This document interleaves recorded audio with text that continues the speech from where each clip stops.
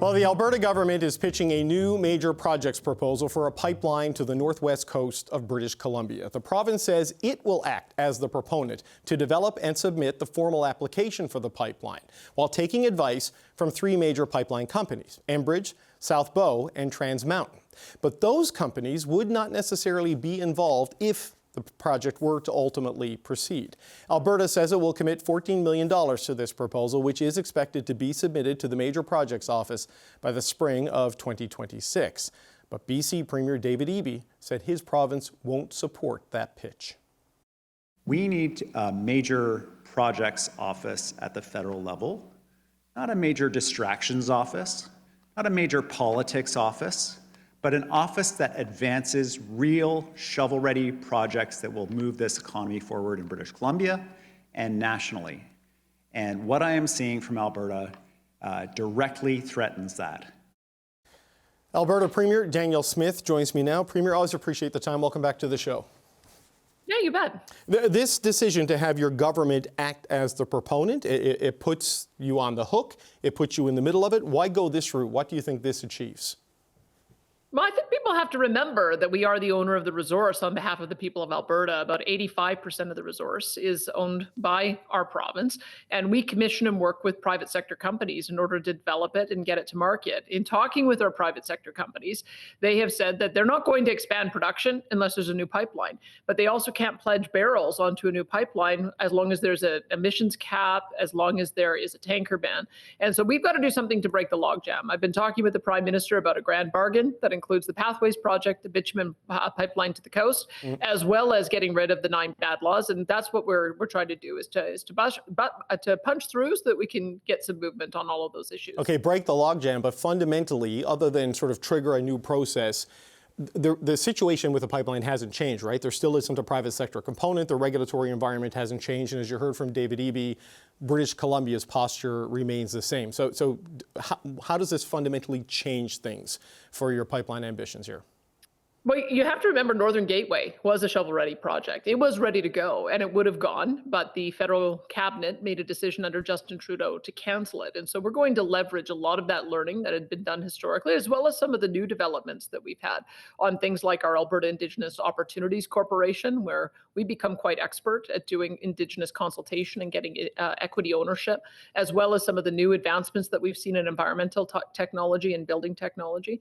And we intend to get it to a point where, with the changes that we were talking about, a private sector proponent will come forward. We think we have to be the catalyst to make that happen, and that's why we're leading the initial couple of stages of this project with $14 million to get some of the technical work done. We have a team of technical advisors that include the biggest pipeline companies in Canada, who collectively have about 550 years of experience at the table. We've got Indigenous partners as well that are advising us, and we anticipate getting to a point where a private sector proponent will be prepared to take this on because they can see that it will get done. Okay, anticipate getting to a point. Earlier in the summer, you said you thought you were just weeks away from having a private sector proponent going forward. So have you had a proponent flat out say to you that if this move works and you can break the logjam, we are 100% in? Well, I think I should tell you something, that we've got South Bow and Enbridge and Trans Mountain all at the table advising us. We had over 100 different executives in the energy industry in the room with us today. And part of the reason why we've had to step forward is because we've heard loud and clear that we've got a chicken and egg problem, that until we start seeing some movement on the 9 laws that have impacted the investment climate, we're not going to see a proponent. And so we'll be the proponent. We'll work with the federal government to clear away some of those barriers. And I would fully anticipate that we would end up with a private sector proponent who would come forward at that time. Right, but has a specific company said to you, yes, we're ready to go if you get the changes you're looking for? Well, you'll have to see how that unfolds. I mean, this is what we're hoping for. Right. We have to do some of the technical work to understand what the time frame would be, what some of the limitations might be. It is very complicated, of course, as we've seen with the Coastal GasLink pipeline and with the Trans Mountain pipeline. It can be very complicated to build to BC. But we're hoping with this new streamlined process that'll give a little bit more clarity about what the cost would be, the timelines would be. And I think under those circumstances, we would hope to be able to attract investment back. It was prepared the companies were prepared to build 10 years ago. And the only reason they didn't is because of federal laws that interfered with their ability to get the project done, and an outright cancellation in the case of Northern Gateway. So our task, I think, as collective governments, is to get private investment capital to return. I heard at the top of your show, everybody is looking at the federal government. The Parliamentary Budget Office has said that the federal government is in dire straits. Every provincial government is facing deficits. Nobody has $35 billion just on hand kicking around to build these kinds of projects. We need to create an environment that will attract back private investment. And I'm hoping that the federal government sees it that way and will work with us on it. It'll be good for us and it will be good for Canada. Well, as you listened to the top of the show, you also heard what David Eby had to say. And you know, even if the 9 laws you do not like that the federal government has put in place go away, that doesn't necessarily change the posture of the Premier of British Columbia. There's quotes from Marilyn Slett, who is with the Coastal First Nations Great Bear Initiative, an alliance of 9 First Nations in the area where you want the pipeline to go to. And she said, there is no project or proponent that would be acceptable to us on the North Coast. Anything that proposes to send oil through the coast is a non-starter. That's not conditional, that is emphatic.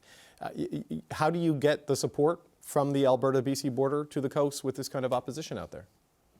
I can tell you I've got a very skilled Indigenous Relations Minister, Rajan Sawhney, who's already begun making all of the phone calls. We intend to be with the companies that are giving us the technical advice every step of the way, and we intend to address the issues. We've been quite successful in Alberta. We have 7 major projects that we've underwritten with our Alberta Indigenous Opportunities Corporation, generating $1.3 billion to 43 of our 44 First Nations in Alberta. I think we've learned a lot in the last 10 years, and we hope to take some of that learning to British Columbia as well. I don't want to prejudge the outcome. We wanted to be respectful, which is why we made phone calls to all of the nation leadership on Monday, and that process is going to be in earnest. We think that every major new project needs to have Indigenous ownership. It's just a pathway not only to reconciliation, but to economic reconciliation as well. But the opposition from some of the First Nations in this area is not to a pipeline per se, it's to a bitumen pipeline explicitly, right? Like gas and LNG is something that has happened and it can happen, but the opposition to an oil pipeline is absolute. So how do you get around that, Premier, when that is the position that's been adopted there? Well, I think part of it is people need to understand that a barrel of oil now contains 6,000 different products that can be made from it, including asphalt. We all need roads to drive on, whether we're driving an electric vehicle or whether we're driving a gas-powered vehicle. There's lubricants and petrochemicals. There's building materials.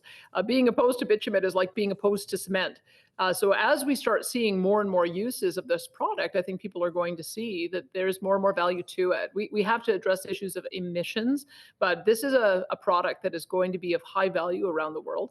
And we believe that we'll be able to work in partnership with nations to make sure we address their concerns, get their feedback, talk about routes, and most importantly, make them an owner so that they can walk side by side with us as this gets built.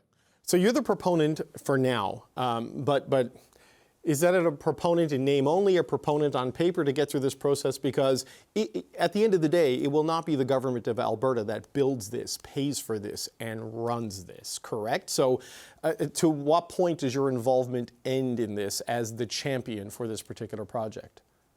Well, I would think that we would walk the pathway all the way to the end of the project. I recently went to Mexico and talked with TC Energy about the experience they had working with the Mexican government. And it was a really good partnership where TC Energy developed all the technical specs and ended up doing the technical construction.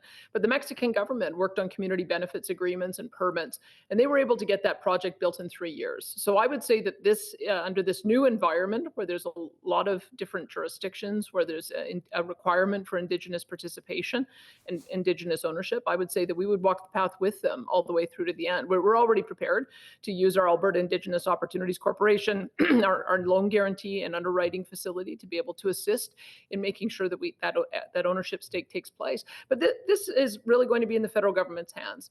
Either we're going to act like a country that wants to be an energy superpower and indeed can be an energy superpower and a strong economy, or we're not. And this is going to be one of the most important projects to generate that kind of wealth for Alberta and for Canada. So the ball will be in the Prime Minister's court on this. Well, we haven't heard from the Prime Minister yet, but we have heard from the Natural Resources and Energy Minister, Tim Hodgson, who's issued a statement. Very preliminary. He says if Alberta wishes to be the initial proponent and funder of a pipeline to the West Coast and put it forward to the Major Projects Office, that is within their right to do so. We have an active and constructive dialogue with Alberta, and we'll always look for ways to advance shared priorities. He goes on to talk about the Pathways Plus strategy and says building major projects includes meaningful consultations with Indigenous right holders and working with all affected jurisdictions.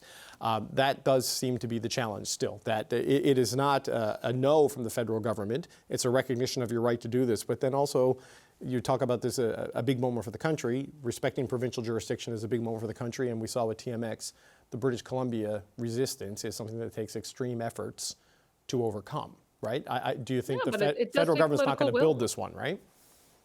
No, I think that would be a failure of the process. If every project that gets on the major project list requires the federal government to shell out tens of billions of dollars, then we'll have failed at the exercise. The exercise is in attracting back the $500 billion or more that has vacated Canada because of the poor investment climate. That's what we're all trying to do. The projects on the major project list really should have private proponents. We've been so interested, I think, in spending money, but you have to create money before you can spend it. And that, I think, is the realization that every single premier and the prime minister have come to. When you look at the budget deficits that we're seeing, there really isn't the capacity of provincial or federal governments to be able to take on projects of this magnitude without private sector leadership. And so that's what we need to do, is create an environment where the private sector has confidence in this country again. And that's what we're hoping to get to that point. If we can get to a yes, get this on the major project list, I would anticipate that confidence would return. Okay, one last quick question, because I know you got a jet. The plan is to submit something to the Major Projects Office by the spring of next year. This is beyond when you were hoping to have movement on the laws, which was last month now. It was by the middle of September. You're hoping to see some change. So how quickly from the spring of 2026 do you expect to have an answer from the federal government and a sense of whether it's yay or nay? Well, I would hope that I'd have a preliminary answer very soon. I mean, I want this to be on the project list by November. We have some work that we need to do to make sure that we scope it out and understand what the route would be, what the endpoint would be. And that is going to just take a little bit of technical work. But we should have a pretty good indication about whether there's a yes or a no. And I have to say, I don't know what the consequences of no might be. If everyone else is allowed to build projects except Alberta, then that's a real problem. Then we're not acting like a country. I have supported every premier in every one of their aspirations and their desire to continue to expand their economy on all fronts. I think Alberta just wants a little bit of support from our fellow premiers, because I think we already have it from Canadians. In our polling that we've seen, 75% of Canadians believe that we need to build more pipelines, get our product to market. So I feel like we've got the people on our side, and we just have to maybe do a little bit more work to get some of the politicians on our side. But this is the right decision. This would be the right pathway. This is what Canada needs, and it's what our province needs. Alberta Premier Danielle Smith, always appreciate the time. Thanks for being here today. You bet. Thank you. All right, it's time to bring in the power panel on this. Amanda Alvaro is a former Liberal Party communication strategist. And here with me in the studio, Kate Harrison is a Conservative political analyst. Jordan Leichnitz is a former NDP strategist.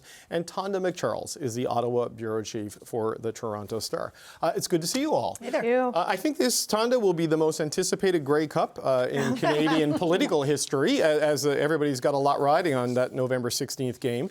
Well, what do you make of this move by Danielle Smith here? Like, they are the proponent on paper for this stage, but none of the other issues are resolved by this. None of the issues are resolved. Not only what route, how many First Nations territories, ultimately will there be a private sector company that will step up, what royalties might flow afterwards, but I think it's an interesting play nonetheless on her part, because it is forcing, although you wouldn't know it today because no federal government minister would utter a word about it. There is a statement from Tim Hodgson. There is a statement that says nothing, really. Yeah, well. And so I think that what she is doing, though, is forcing the government sooner than it might like to confront the issues around what Alberta and the Conservatives have all long argued is overregulation that prevents investment, private sector investment, from coming to the table in these projects. And I think that's a conversation they'd like to punt down the road until there was a private sector proposal.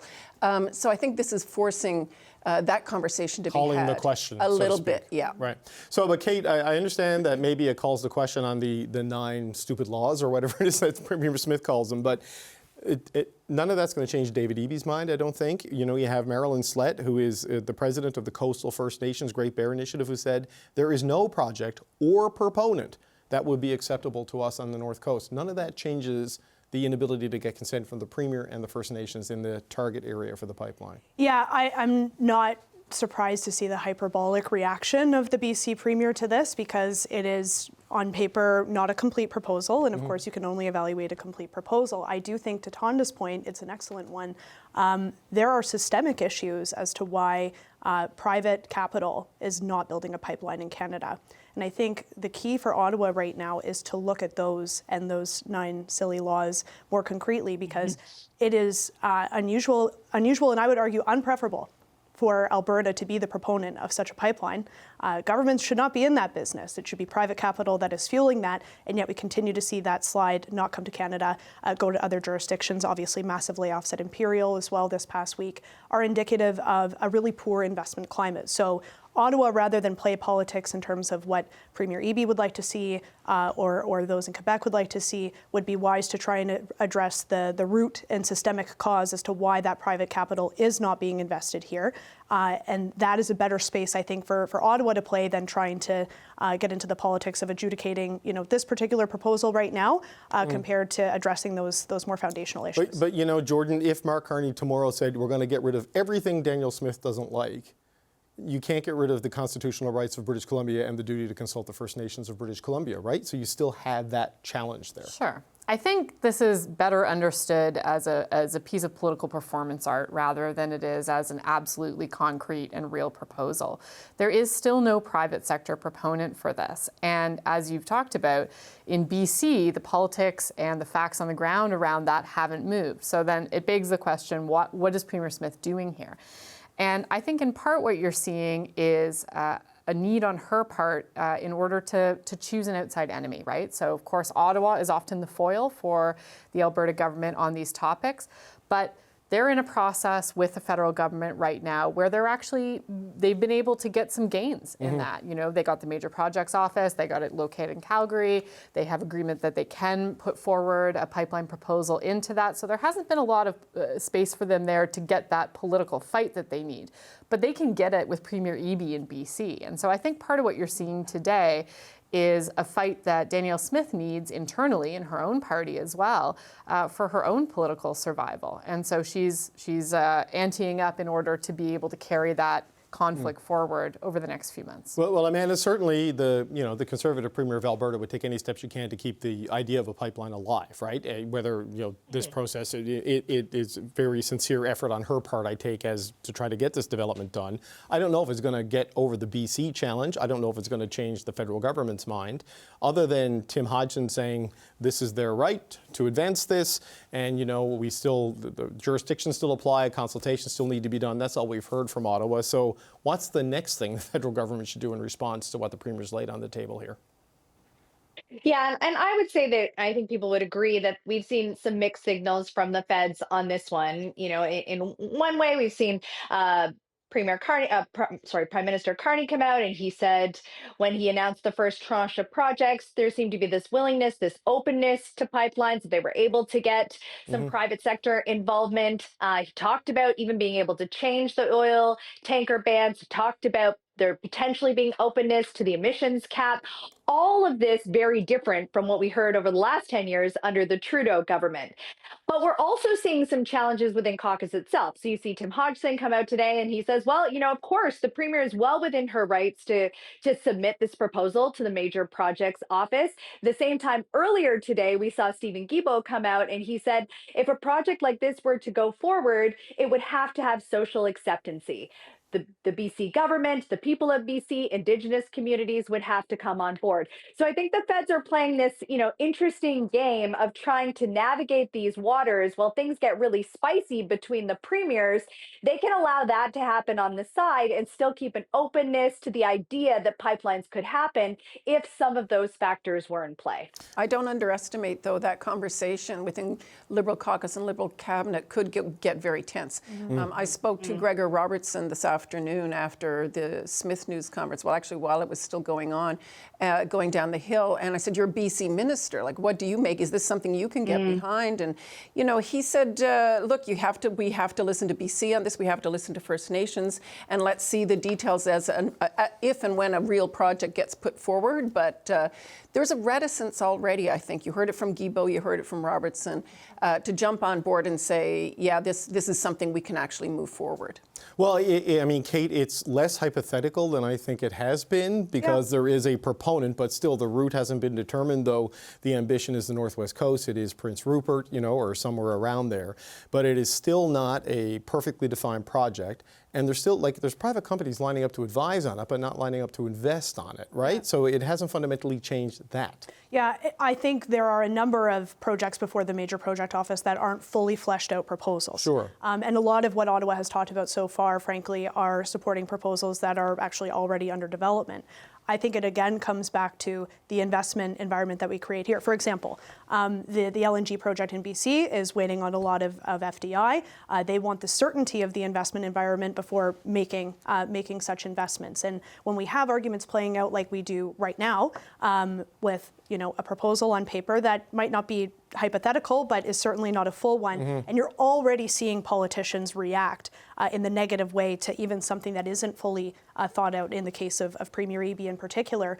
What signal does that send to private capital about the likelihood of doing business here? And that's where I think if it is true that Prime Minister Carney wants to move fast and break things and do things differently, he has an opportunity, not necessarily in accepting this proposal, but going back to the root issues of why that private capital is not coming here. And it's looking at the tanker ban and the environmental assessment bill and the emissions cap and all of these things that Amanda is right weren't allowed under the previous administration that he committed to looking at, and now they're mum on. But just on that, from David Eby's perspective, I spoke to the Premier 2 weeks ago, I think, when he was here, and he made the point that the First Nations on the BC North Coast, he has arrangements with them for tens of billions of dollars of investment in actual projects like LNG and other things. And he doesn't want to put that at risk for a pipeline that does not have social license in BC. So I appreciate your point about sending a message to oil and gas investors, but what message do you send to First Nations and to the province of British Columbia if you override their objections? I think it has to be a balance, and it's not saying that LNG can't proceed in favor of oil and gas, but the whole challenge that we have had with moving a lot of energy infrastructure projects, getting things to market, have been historical and traditional roadblocks. C5 is meant to ostensibly address some of those things, and we'll see if this qualifies under that framework. But it shouldn't be exclusionary. It shouldn't be oil and gas at the expense of LNG projects. There are a lot of First Nations groups, including in BC, that would like to see that occur. Sure, but Jordan, it doesn't change the fact that there is a coalition in the area where the pipeline will go of First Nations groups, their treaty rights, and they say gas leak is different than a bitumen spill, and so it's not about the emissions in the downstream; it's about the actual physical shipment through the environment. Yeah, these are not something that you can sub in one to one for the other. The communities along the route have been very clear about that. So I think that you can't get rid of the politics of what that conversation is going to be in BC. And the point that the Premier was making about the risk of this project, which is not yet a real project, jeopardizing projects that are further ahead in the approvals process, those are the ones that are now before the Major Projects Office, I think is a really important one, because there was quite a lot of political, social capital and investment that was put into getting those projects as advanced as they are. And if that conversation ends up antagonizing stakeholders around something that's still not even happening, that is more polarizing, like a pipeline, then you're jeopardizing something that would actually be much closer to completion and closer to creating jobs and closer to creating the kind of investment environment that Kate's been talking about. But Amanda, Kate's right when she talks about the political reaction that we saw today, like, David Eby being polite but seething, kind of in response to it. But, also Danielle Smith, the last answer she gave in our conversation at the top of the show, she said, I don't want to think about the consequences of what no would mean, right? And so now the application comes in the spring of 2026, the same year there could be this citizen-driven referendum on Alberta sovereignty. I mean, there is a political fuse that has been lit by this into the whole thing. For sure, for both premiers, really. I mean, and I think that's really interesting. And I think part of it, I agree, was sort of like political showmanship. Somebody said today it was like checkmate Premier Danielle Smith. And I get that. Like, she was putting her stake where she needed to put it, to be very clear on, if the feds say that they want to be an energy superpower and Alberta wants to be the proponent of this major project to get oil and gas to the rest of the world, she has to be seen to be doing more than just lip service. And in that way, she really has. But at the same time, Premier Eby has the same stakes. He's, he has all of the other projects that we've just discussed, but he also has a commitment to the citizens of BC who I know Polyev says they're all on side, but I don't believe they are on side. So as we see these shifts happening also within the mindsets of Canadians, how open are Canadians to the idea of pipelines, especially with, Trump tariffs and considering diversifying our trade and getting oil and gas to new markets, it becomes an easier argument to make, but not necessarily in the province that has to do the biggest arguing of all, and that's EB and BC. So just to pick up on your point about what Danielle Smith said about I don't even want to think about if the answer is a no. She actually did say it wouldn't be a country in the news conference if somehow we're rejected again. She's raised the stakes that high, I think, and that's talk about hyperbole. Perhaps that's maybe a hyperbolic statement. She herself is lighting a fuse there, but I think that look, there's a conversation among the provinces and Alberta vis-a-vis Ottawa, but there's also in Parliament not a real yet clear path for some of those kinds of things. The Bloc Québécois has given an absolute no to this, to any approval of any pipeline of whatever sort. Now, do they have a say in this? I don't think so. But it's a place where opposition can be galvanized. Right, but just on that, I mean, I'm old enough to remember TMX, and former Premier Rachel Notley and former Premier John Horgan. And there was an inability to reach an agreement there, and BC was defying federal powers in doing this, but it took the federal government to buy it and build it. Yep. That I don't think is in the cards now. So what could the feds possibly do to get David Eby to come around on this? Look, David Eby has come around on natural gas, and I think they have a lot of work to do, is what I think you're saying, and that I agree with that. I think that the feds have a lot of work to do in the province of BC if they are going to back this project. That's a big if in my mind still, because what we haven't heard today is this proposal being tied to the successful completion of a carbon capture storage facility. And Mark Carney has pretty clearly tied his wagon to decarbonized oil, support for a pipeline if there is carbon capture and storage at scale to bring down emissions from any project. He hasn't just said, oh, I'm going to think about lifting the emissions cap, and oh, I'm going to think about lifting the tanker ban if a private sector proposal comes forward. No, he hasn't said that. He's actually put the emphasis on decarbonized oil. And Tim Hodgson did reference that in his statement. Of course, decarbonized and the production phase, if you burn it, well, it still releases emissions.